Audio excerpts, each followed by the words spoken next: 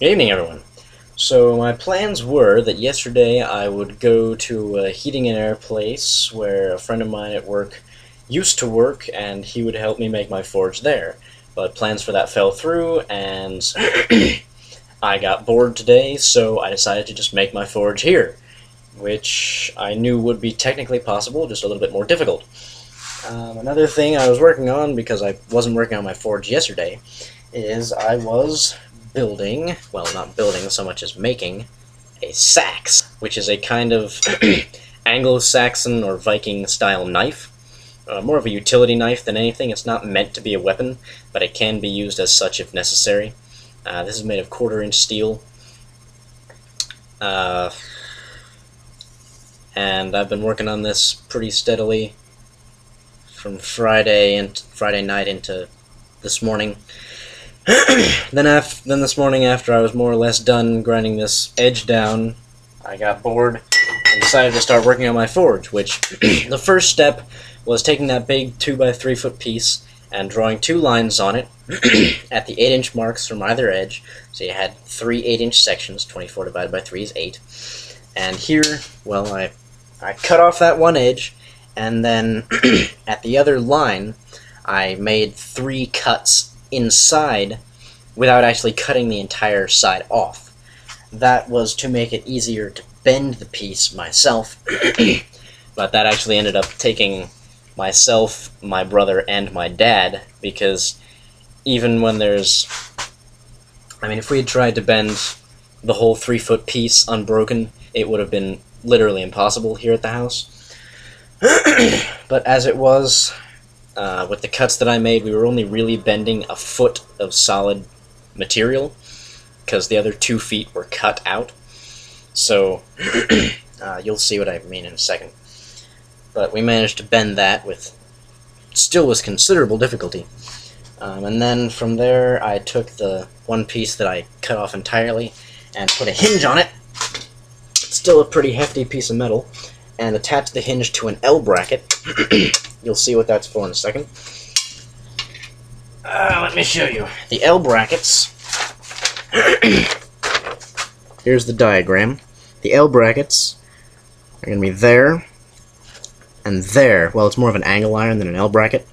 But this side, or this side, can't recall which side corresponds to which end of the thing, but it doesn't really matter. One side is going to fold down on that hinge, and I'm going to be able to lock it up here. I'm going to have some kind of hook or bolt or something that keeps it in place whenever I don't want it to move. But the thing about folding it down is I'll be able to just sweep all the ashes out the side rather than having to pick the thing up or tip it over, because that would be a pain in the ass. And now let me show you what I've been doing more recently on it. See, I've put the computer on a stool because it's not a stool, it's a ladder. But here you can see, I don't know if you actually can see that very well, but here's where I made the cuts. Here, here, here, and here. And then I left these sections untouched. And basically we just clamped it down to this table. Me and my brother stood on this piece, and my dad pushed up against this with his feet and leaned himself against the wall so that he could apply a ton of pressure.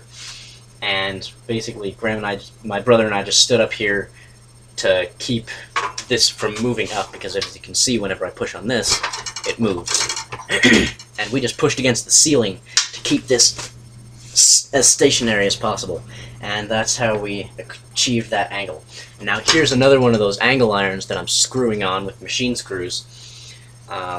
It's in the same place, more or less, that this one is going to be, except on this side. The hinge is going to be on this side. And I basically marked off 3-inch increments all along the length of this.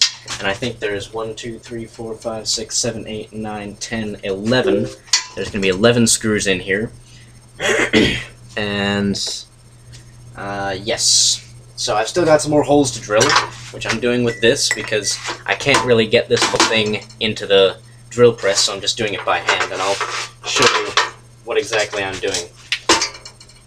I've already drilled a hole on the drill press into the angle iron itself, and now I've got a couple of machine screws holding it to the large piece of metal itself, so I can just use the holes that I already drilled as pilots to drill into the larger piece.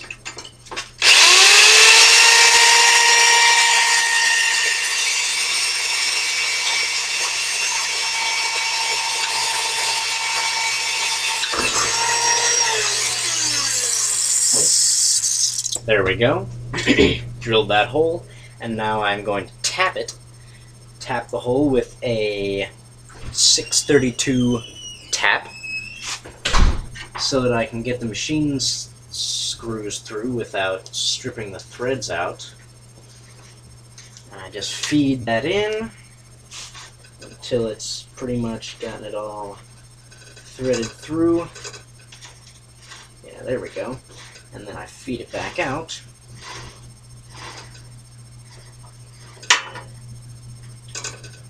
There we go. Now I take one of my nifty little machine screws. They're a 1/2 inch long, which is too long, but I'm going to screw the bolt around the other end on the inside, and then I'm going to cut the extra bolt off so that it doesn't get in the way of things and stuff.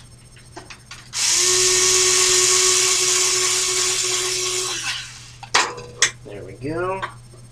Just tighten it up a little bit. Perfect. I think, yeah, that's about it for now. I'll show you some more progress as I progress. I guess I'll show you another video whenever I get the side panel on and whenever I get it all put together. Also, I'll show you the tube. This is the tube that I'm going to be blowing the air through. It's a 1-inch black iron pipe. It's threaded on both ends, which doesn't really matter. And I'm going to be bolting it onto the bottom with these. Basically, these will just fit around and screw it on, because as you can see, that fits pretty nicely. So, in the meantime, have a great day.